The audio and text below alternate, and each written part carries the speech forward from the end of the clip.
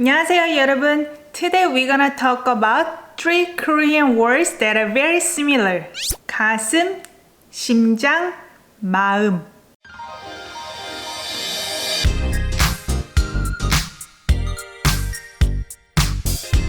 Welcome back to another video at KSTYLEyo. My name is 인영. So today here are the 3 words that we're gonna go through. 가슴, 심장, and 마음. These words come up a lot whenever I do live streaming on Korean lyrics. And I get asked by the same question. Are they the same thing? So in this video, I'm gonna unpack what are the differences and how you can use them for the same situation as well. So let's get started. Now let's talk about the differences between these 3 words. 가슴 means chest. And also it means breast. So if I use this phrase, 가슴 둘레가 어떻게 돼요? What's your chest size? 가슴, chest, 둘레. 둘레 means round, inner circle. 가 subject particle, 어떻게, how, 돼요, become. When you ask with 어떻게 돼요, it means what is. 가슴 둘레가 어떻게 돼요? What's your chest size? And second word, 심장. This means heart. 심장. Have you ever heard this phrase? 심장이 두근거려요. 심장이, heart, is what? 두근거리다. In dictionary, it comes up as to throb, beat, or to feel nervous. If you say 심장이 두근거려요, means you're nervous in a good way or bad way. When you see somebody you really like and your heart pumps, then you can say 심장이 두근거려요.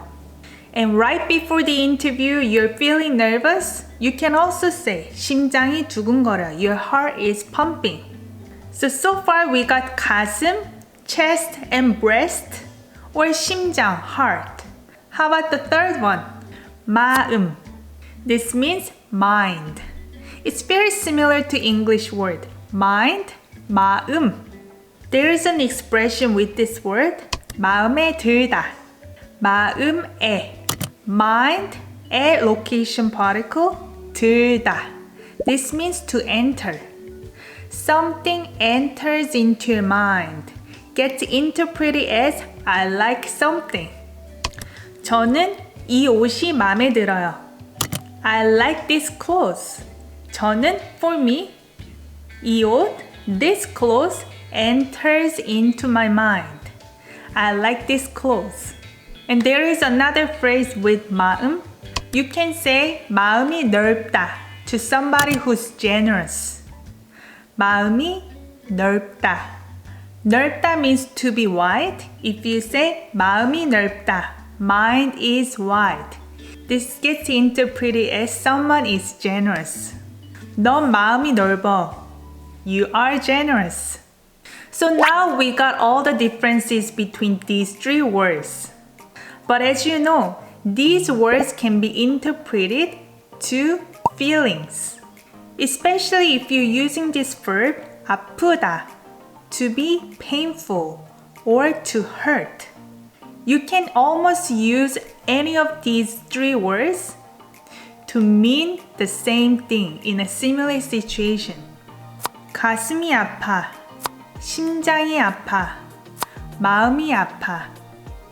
They all can relate to the similar situation when somebody hurts your feelings. Or it could be something hurts your feelings. That's why you need to understand more of the differences than the common meaning. In order to understand each meaning distinctively, you just need to understand the context and get familiar with more of the phrases in situations. Hopefully this video was useful to you. If it was, make sure to give it a like and share this video with your friends and families. If you have any questions, leave them comment down below. Then I see you guys next time. Bye bye.